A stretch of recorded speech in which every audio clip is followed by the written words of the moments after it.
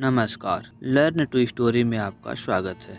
आज हम सुनेंगे गणेश चतुर्थी की कथा। संकटी गणेश चतुर्थी व्रत करने से घर परिवार में आ रही विपदा दूर होती है। कई दिनों से रुके मांगलिक कार्य संपन्न होते हैं तथा भगवान श्री गणेश असीम सुखों की प्राप्ति कराते हैं। माह की किसी भी चतुर्थी के दिन भगवान श्री गणेश की पूजा के दौरान संकटी गणेश चतुर्थी व्रत की कथा पढ़ना अथवा सुनना जरूरी होता है। इससे संबंधित 4 कथाएं प्रचलित है। तो आज हम एक एक करके चारों कथाएं सुनेंगे। तो कथा शुरू करने से पहले श्री गणेशाय नमः। पहली कथा। पौराणिक एवं प्रचलित श्री गणेश कथा के अनुसार एक बार देवता कई विपदाओं में घिरे थे। तब वह मदद मांगने भगवान शिव के पास आए। उस समय शिव के साथ कार्तिकेय तथा गणेश जी बैठे थे। देवताओं की बात सुनकर शिव जी ने कार्तिकेय व गणेश जी से पूछा कि तुम में से कौन देवताओं के कष्टों का निवारण कर सकता है। तब कार्तिकेय व गणेश जी दोनों ही स्वयं को इस कार्य के लिए सक्षम बताया। इस पर भगवान शिव ने दोनों की परीक्षा लेते हुए कहा कि तुम दोनों में से जो सबसे पहले पृथ्वी की परिक्रमा करके आएगा वही देवताओं की मदद करने जाएगा। भगवान शिव के मुख से यह वचन सुनते ही कार्तिकेय अपने वाहन मोर पर बैठकर पृथ्वी की परिक्रमा के लिए निकल गए। परंतु गणेश जी सोच में पड़ गए कि वह चूहे के ऊपर चढ़कर सारी पृथ्वी की परिक्रमा करेंगे तो इस कार्य में उन्हें बहुत समय लग जाएगा। तभी उन्हें एक उपाय सूझा। गणेश अपने स्थान से उठे और अपने माता पिता की 7 बार परिक्रमा करके वापस बैठ गए। परिक्रमा करके लौटने पर कार्तिकेय स्वयं को विजेता बताने लगे। तब शिव जी ने श्री गणेश से पृथ्वी की परिक्रमा ना करने का कारण पूछा। तब गणेश ने कहा, माता पिता के चरणों में ही समस्त लोक है। यह सुनकर भगवान शिव ने गणेश जी को देवताओं के संकट दूर करने की आज्ञा दी। इस प्रकार भगवान शिव ने गणेश जी को आशीर्वाद दिया कि चतुर्थी के दिन जो तुम्हारा पूजन करेगा और रात्रि में चंद्रमा को अर्घ्य देगा उसके तीनों ताप यानी दैहिक ताप, दैविक ताप तथा भौतिक ताप दूर होंगे। इस व्रत को करने से व्रतधारी के सभी तरह के दुख दूर होंगे और उसे जीवन के भौतिक सुखों की प्राप्ति होगी। चारों तरफ से मनुष्य की सुख समृद्धि बढ़ेगी। पुत्र, पौत्राद, धन, ऐश्वर्य की कमी नहीं रहेगी। अब सुनेंगे गणेश चतुर्थी व्रत की दूसरी कथा। एक समय की बात है। राजा हरिश्चंद्र के समय में एक कुम्हार था। वह मिट्टी के बर्तन बनाता लेकिन वे कच्चे रह जाते थे। एक पुजारी की सलाह पर उसने इस समस्या को दूर करने के लिए एक छोटे बालक को मिट्टी के बर्तनों के साथ आवा में डाल दिया। उस दिन संकटी चतुर्थी का दिन था। उस बच्चे की माँ अपने बेटे के लिए परेशान थी। उसने गणेश जी से बेटे की कुशलता की प्रार्थना की। दूसरे दिन जब कुम्हार ने सुबह उठकर देखा तो आवा में उसके बर्तन तो पक गए थे लेकिन बच्चे का बाल बांका भी नहीं हुआ था।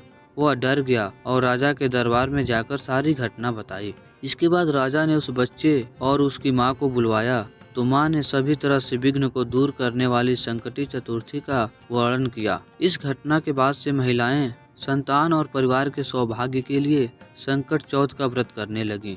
आइए अब हम सुनेंगे गणेश चतुर्थी की तीसरी कथा। एक समय की बात है। विष्णु भगवान का विवाह लक्ष्मी जी के साथ निश्चित हो गया। विवाह की तैयारी होने लगी। सभी देवताओं को निमंत्रण भेजे गए परंतु गणेश जी को निमंत्रण नहीं दिया। कारण जो भी रहा हो, अब भगवान विष्णु की बारात जाने का समय आ गया। सभी देवता अपनी पत्नियों के साथ विवाह समारोह में गए। उन सब ने देखा कि गणेश जी कहीं दिखाई नहीं दे रहे हैं।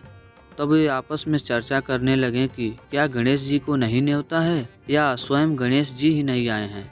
सभी को इस बात पर आश्चर्य होने लगा। तभी सबने विचार किया कि विष्णु भगवान से ही इसका कारण पूछा जाए। विष्णु भगवान से पूछने पर उन्होंने कहा कि हमने गणेश जी की पिता भोलेनाथ महादेव को न्योता भेजा है। यदि गणेश जी अपने माता पिता के साथ आना चाहते तो आते। अलग से न्योता देने की कोई आवश्यकता भी नहीं थी। दूसरी बात यह है कि उनको 1.25 मन मूंग, 1.25 मन चावल, 1.25 मन घी और 1.25 मन लड्डू का भोजन दिन भर में चाहिए। यदि गणेश जी नहीं आए तो कोई बात नहीं, दूसरे के घर जाकर इतना सारा खाना पीना अच्छा भी नहीं लगता। इतनी वार्ता कर ही रहे थे कि किसी एक ने सुझाव दिया, यदि गणेश जी आ भी जाएं तो उनको द्वारपाल बनाकर बैठा देंगे कि आप घर की याद रखना। आप तो चूहे पर बैठकर धीरे धीरे चलोगे तो बारात से बहुत पीछे रह जाओगे। यह सुझाव भी सबको पसंद आ गया तो विष्णु भगवान ने भी अपनी सहमति दे दी। होना क्या था कि इतने में गणेश जी वहां आ पहुँचे। और उन्हें समझा बुझाकर घर की रखवाली करने बैठा दिया। बारात चल दी। तब नारद जी ने देखा कि गणेश जी तो दरवाजे पर ही बैठे हुए हैं, तो वे गणेश जी के पास गए और रुकने का कारण पूछा। गणेश जी कहने लगे कि विष्णु भगवान ने मेरा बहुत अपमान किया है। नारद जी ने कहा कि आप अपनी मूषक सेना को आगे भेज दें तो वह रास्ता खोद देगी, जिससे उनके वाहन धरती में धंस जाएंगे। तब आपको सम्मान पूर्वक बुलाना पड़ेगा। अब तो गणेश जी ने अपनी मूषक सेना जल्दी से आगे भेज दी और सेना ने जमीन पोली कर दी। जब बारात वहां से निकली तो रथों के पहिए धरती में धंस गए। लाख कोशिश करें परंतु पहिए नहीं निकले। सभी ने अपने अपने उपाय किए परंतु पहिए तो नहीं निकले, बल्कि जगह जगह से टूट गए। किसी की समझ में नहीं आ रहा था कि अब क्या किया जाए। तब तो नारद जी ने कहा, आप लोगों ने गणेश जी का अपमान करके अच्छा नहीं किया। यदि उन्हें मना कर लाया जाए तो आपका कार्य सिद्ध हो सकता है और यह संकट टल सकता है। शंकर भगवान ने अपने दूत नंदी को भेजा और वे गणेश जी को लेकर आए। गणेश जी का आदर सम्मान के साथ पूजन किया। तब कहीं रथ के पहिए निकले। अब रथ के पहिए निकल को गए परंतु वे टूट फूट गए, तो उन्हें सुधारे कौन। पास के खेत में खाती काम कर रहा था, उसे बुलाया गया। खाती अपना कार्य करने के पहले श्री गणेशाय नमः कहकर गणेश जी की वंदना मन ही मन करने लगा। देखते ही देखते खाती ने सभी पहियों को ठीक कर दिया। तब खाती कहने लगा कि हे देवताओं, आपने सर्वप्रथम गणेश जी को नहीं मनाया होगा और न ही उनकी पूजा की होगी, इसलिए तो आपके साथ यह संकट आया है। हम तो मूर्ख का ज्ञानी हैं, फिर भी पहले गणेश जी को पूजते हैं, उनका ध्यान करते हैं। आप लोग तो देवता गण हैं, फिर भी आप गणेश जी को कैसे भूल गए। अब आप लोग भगवान श्री गणेश की जय बोल कर जाएं तो आपके सब काम बन जाएंगे और कोई संकट भी नहीं आएगा। ऐसा कहते हुए बारात वहां से चल दी और विष्णु भगवान का लक्ष्मी जी के साथ विवाह संपन्न करा के सभी सकुशल लौट आए।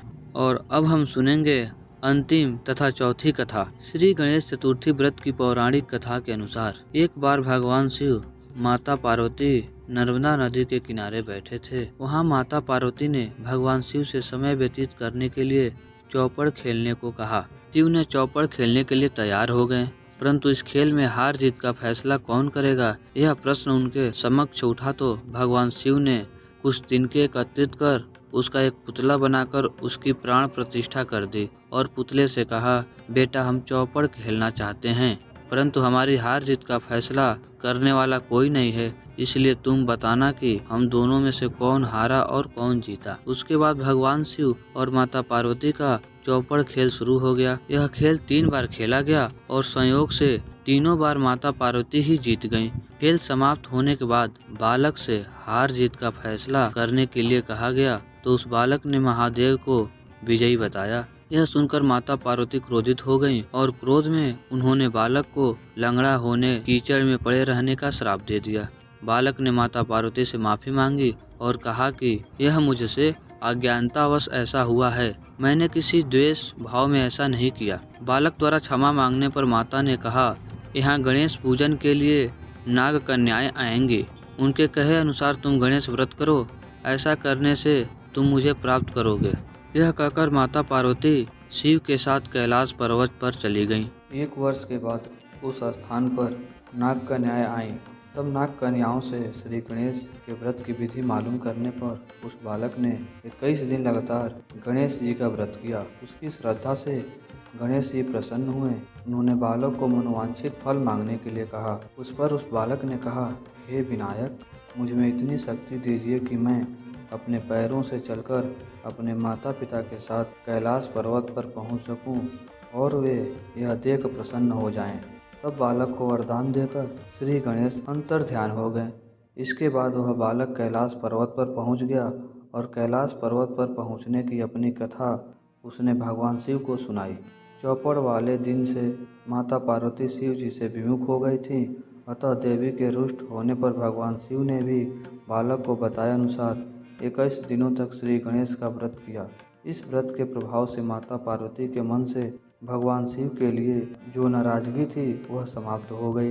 तब यह व्रत विधि भगवान शंकर ने माता पार्वती को बताई। यह सुनकर माता पार्वती के मन में भी अपने पुत्र कार्तिकेय से मिलने की इच्छा जागृत हुई। तब माता पार्वती ने भी 21 दिन तक श्री गणेश का व्रत किया तथा दुर्वा, फूल और लड्डुओं से गणेश जी का पूजन अर्चन किया। व्रत के 21वें दिन कार्तिकेय स्वयं माता पार्वती जी से आ मिले।